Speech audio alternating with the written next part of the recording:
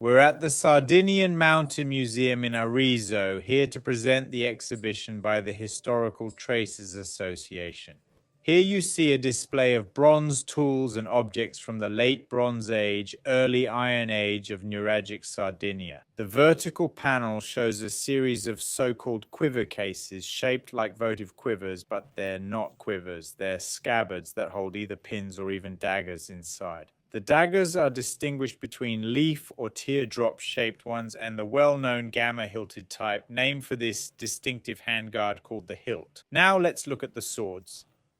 These are antenna-type swords, meaning they have antenna-like pommels, like this Eastern European example from ancient times, which was recreated by our association's workshop. Examples of these antenna swords can vary in size. Some specimens have decorative fittings that don't actually secure the blade, while others lack the antenna entirely and just have a simple pommel to keep the sword from slipping out of your hand. Other examples of distinctly Nuragic swords are the so-called votive swords. These swords, reaching lengths of up to 1.40 meters, are well known and thoroughly documented archaeologically. They're probably the weapons visible in Nuragic bronze figurines, often held in the left hand while the right hand salutes, or even, as we proposed in a 2016 publication, embedded in the shields that the same figurine holds in its left hand. It goes without saying these weapons aren't sharpened, since holding them would make it very easy to cut yourself. They're purely votive objects, hence the name votive sword, specifically designed not to harm or be dangerous. Their structure is intentionally asymmetrical.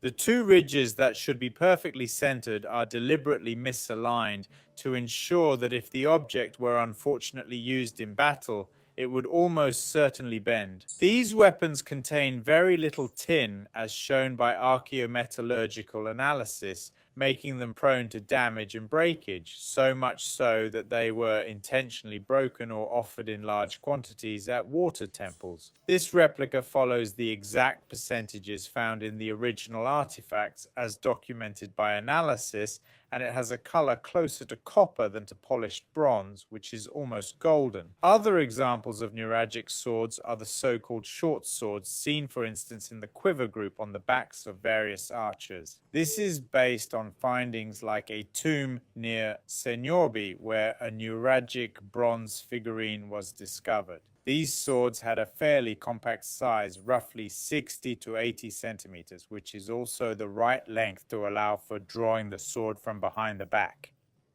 Obviously, a sword longer than these dimensions, like a ceremonial votive sword, would be nearly impossible to draw if worn on the back. As for other examples of Nuragic swords, this type has an almost leaf-shaped blade and is known from a specimen displayed in the Archaeological Museum of Nuoro. It's called a fenestrated hilt sword because the handle has an opening that was likely used for inserting rivets. This type of sword appears in some Nuragic bronzes alongside pistol-shaped swords, distinguished by this peculiar tang, the terminal part of the handle, which opens into a dovetail or fishtail shape, visible in bronzes like those from the UTA group. Here's another example of the same sword, but with the bare part of the handle exposed through this perforated grip. Large rivets were probably inserted here, likely to properly balance the sword.